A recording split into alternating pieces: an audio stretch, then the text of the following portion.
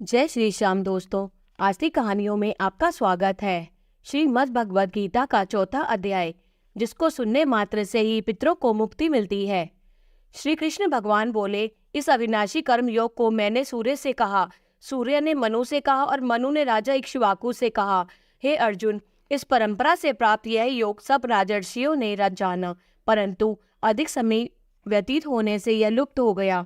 वही प्राचीन योग आज तुमको मैंने बताया है, क्योंकि तुम मेरे भक्त और मित्र हो। यह योग रहस्य अति उत्तम है। अर्जुन कहने लगे, आपका जन्म तो अभी हुआ है और सूर्य का जन्म तो बहुत पहले हुआ था। मैं कैसे मानूं कि आपने सूर्य को यह योग बताया था। श्री कृष्ण बोले, हे अर्जुन, मेरे और तुम्हारे अनेक जन्म हो चुके हैं, मुझे याद है, पर तुम भूल गए हो। जन्म से रहित अविनाशी संपूर्ण प्राणियों का स्वामी अपनी प्रकृति में स्थित हो, तथापि अपनी माया से जन्मता हूँ। हे भारत, जब जब धर्म की हानि होती है और धर्म का प्राबल्य होता है, तब तब ही मैं जन्म लेता हूँ।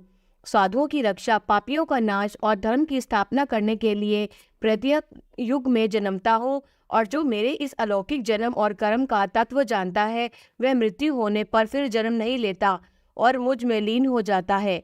इस भांति मोह, भय और क्रोध को त्याग कर मुझ में भक्ति करके और मेरी शरणागति हो, बहुत से मनुष्य ज्ञान रूपी तप से पवित्र होकर मुझ में मिल गए हैं। जो जिस भाव से मेरा पूजन करता है, उसको मैं उसी प्रकार का फल देता हूँ। हे पार्थ, मनुष्य सब प्रकार से मेरे मार्ग का अनुसरण करते हैं, अर्थात यह चाहे जिसकी सेवा करे वह मेरी ही सेवा है। मनुष्य लोक में कर्म सिद्धि की इच्छा करने वाले देवताओं का पूजन करते हैं, क्योंकि इस लोक में कर्म की सिद्धि शीघ्र होती है। मैंने चारों वर्णों से सृष्टि की और अपने गुणों और कर्म से की है। सृष्टि का कर्ता मैं हूँ, तथापि मुझे अकर्ता अविनाशी जानो।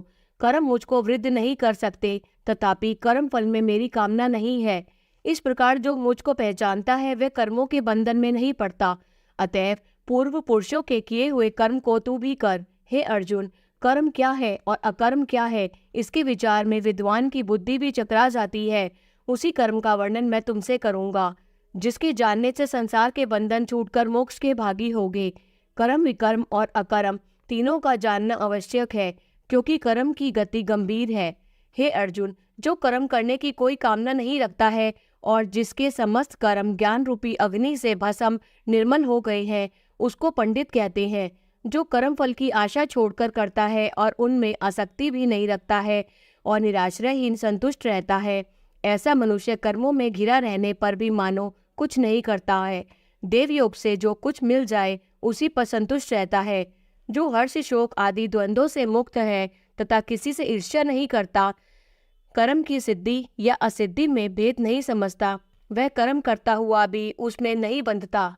जो फल की इच्छा नहीं रखता, वह वासना से दूर हो गया है।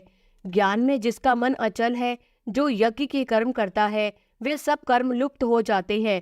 हवन करने का पदार्थ भी ब्रह्म है, आहुति देने वाला भी ब्रह्म है। इसी प्रकार जिसकी बुद्धि में सब कर्म ज्ञानमय है, उसको ब्रह्म प्राप्त होता है। कोई कोई कर्म योगी देवताओं की पूजा करते हैं और ज्ञान योगी ब्रह्म रूप अग्नि में यज्ञ रूप से हवन कर परमात्मा का भजन करते हैं। कोई ऐसे हैं जो अपनी इंद्रियों को तथा कर्मों को संयम रूप से अग्नि में होम देते हैं, और कितने ही इंद्रिय रूप अग्नि में इंद्रियों के रूप शब्दादि विषयों को होम देते हैं। कितने ही लोग इंद्रियों के सब कर्मों को और प्राणों के कर्मों को आत्मज्ञान से प्रज्वलित संयम रूप अग्नि में होम देते हैं। कोई तो द्रव्य यज्ञ करते हैं, कोई तप यज्ञ करते हैं और कोई योग यज्ञ, कोई स्वाध्याय और कोई ज्ञान रूपी यज्ञ करते हैं, और कोई प्राणायाम में तत्पर रहने वाले योगी प्राण और अपान वायु में प्राण को रोकते हैं और प्राण वायु में अपान वायु का लय करते हैं। कोई आहार को निरंतर कम करके प्राण को होमते हैं, वे यज्ञवेता है, और यज्ञ ही से इनके सब पाप नाश हो जाते हैं। जो यज्ञ में बचे हुए अमृत रूप अन्न को खाते हैं, सनातन ब्रह्म को प्राप्त होते हैं। हे अर्जुन, जो यज्ञ नहीं करते, उनको यह लोक और परलोक दोनों ही नहीं है। इस प्रकार से बहुत से यज्ञ वेद में विस्तार सहित वर्णित है। इन सबको कर्म से उत्पन्न हुए जानो। हे परंतप, द्रव्यमय यज्ञ से ज्ञान यज्ञ उत्तम है।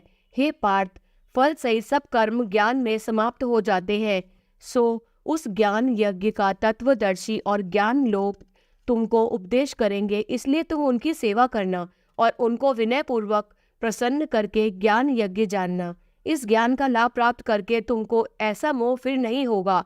इसी ज्ञान से समस्त प्राणियों को तुम अपने में और मुझ में देखोगे। यदि सब प्राणियों से भी अधिक पाप करने वाले हो तो भी ज्ञान रूपी नौका से ही सब पाप रूपी समुद्र को पार कर जाओगे। हे अर्जुन, जिस प्रकार प्रज्वलित अग्नि लकड़ी को जलाकर भस्म कर देती है, वैसे ही ज्ञान रूपी अग्नि सब कर्मों को भस्म कर डालती है। इस लोक में ज्ञान के समान पवित्र और कुछ नहीं है। यह ब्रह्म बहुत काल पर्यंत कर्म योग से सिद्ध हुए पुरुषों को अपने आप ही प्राप्त होता है। जो श्रद्धावान पुरुष इंद्रियों को जीतकर ब्रह्म ज्ञान में लगा रहता है, वह ज्ञान को प्राप्त करता है और ज्ञान को पाकर अल्प समय में शांति को पा जाता है। अज्ञानी, श्रद्धा रहित और जिनके मन में संदेह है, ऐसे जो पुरुष है वह नष्ट हो जाते हैं। जिनके मन में संदेह रहता है उनको यह लोक परलोक और सुख कुछ भी प्राप्त नहीं होता। जिसने परमेश्वर आराधन और निष्काम कर्म योग से आश्रय से कर्म बंधन त्याग दिए हैं, हे अर्जुन, उस आत्मज्ञानी पुरुष को कर्म नहीं बांधते। अतएव अज्ञान से उत्पन्न हुए चित्त के इस संशय को ज्ञान रूपी तलवार से काटकर मेरे बताए हुए कर्म योग को करने के लिए प्रस्तुत हो जाओ। श्री कृष्ण भगवान की जय। चौथे अध्याय का महत्तम। भगवान बोले, हे लक्ष्मी, जो पुरुष श्री गीता जी का पाठ करते हैं उनके स्पर्श मात्र से अदम देह छूटकर मुक्ति को प्राप्त होती है। लक्ष्मी जी ने पूछा, हे महाराज, श्री गीता जी के पाठ करने वाले को छूकर भी जीव मुक्त हुआ है? तब श्री भगवान ने कहा, हे लक्ष्मी, तुमको मुक्त हुए की एक पुरातन कथा सुनाता हूँ। भागीरथी गंगा जी के तट पर एक काशीपुरी नगर है। वहाँ एक वैष्णव श्री गीता जी के चौथे अध्याय का पाठ किया करता था। एक दिन वह साधु वन में गया। वहाँ बेरियों के 2 वृक्ष थे। उनकी बड़ी छाया थी। वह साधु वहाँ बैठ गया और बैठते ही उसको निद्रा आ गई। एक बेरी के पेड़ से उसके पांव लगे और दूसरी बेरी के पेड़ से उसका सिर लगा। वह दोनों बेरियां आपस में कांपकर पृथ्वी पर गिर पड़ी। पत्ते उनके सूख गए। परमेश्वर की इच्छा से वह दोनों बेरियां ब्राह्मण के घर 2 पुत्रियां हुई। हे लक्ष्मी, बड़े उग्र पुण्य के कारण से और मनुष्य को देह मिली उनको। फिर ब्राह्मण के घर जन्म लेकर उन दोनों लड़कियों ने तपस्या करनी आरंभ की। जब वह दोनों बड़ी हुई तब उनके माता पिता ने कहा, हे पुत्रियों, हम तुम्हारा विवाह करते हैं। तब उन दोनों ने माता पिता से कहा, वह विवाह नहीं करेंगी। उनको अपने पिछले जन्म की खबर थी। वह जाति में सुंदर जन्मी थी। उन्होंने कहा, एक हमारे मन में कामना है, परमेश्वर वह पूर्ण करे तब बहुत भली बात है। उनके मन में यही था कि वह साधु जिसके स्पर्श करने से हमारी अधम देह छूट करके यह देह मिली है, वह मिले तब वह बहुत भला हो जाएगा। इतना विचार कर दोनों लड़कियां ने माता पिता से तीर्थ यात्रा करने की आज्ञा मांगी। तब माता पिता ने तीर्थ यात्रा की आज्ञा दी। तब उन दोनों कन्याओं ने माता पिता की चरण वंदना करके गमन किया।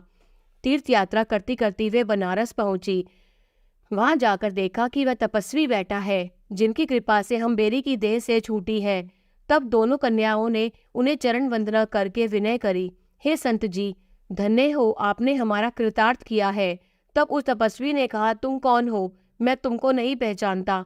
कन्याओं ने कहा, हम आपको पहचानती हैं। हम पिछले जन्म में बेरियां थी और उनकी योनि में थी। तुम एक दिन वन में आए, तुमको बहुत धूप लगी थी। उन तब बेरियों की छाया तले आ बैठे। लंबासन होने से एक बेरी से आपके चरण लगे, दूसरे को सिर लगा। उसी समय हम बेरी की देह से मुक्त हो गई। तुम्हारी कृपा से हमारी गति हुई है। श्री गीता जी के चौथे अध्याय का ऐसा महत्तम है। तब वह मन वचन कर्म से नित्य प्रति गीता जी का पाठ करने लगा। तब श्री नारायण जी ने कहा, हे लक्ष्मी, यह चौथे अध्याय का महत्तम है जो मैंने तुमको सुनाया है। जय श्री राम। जय श्री कृष्ण।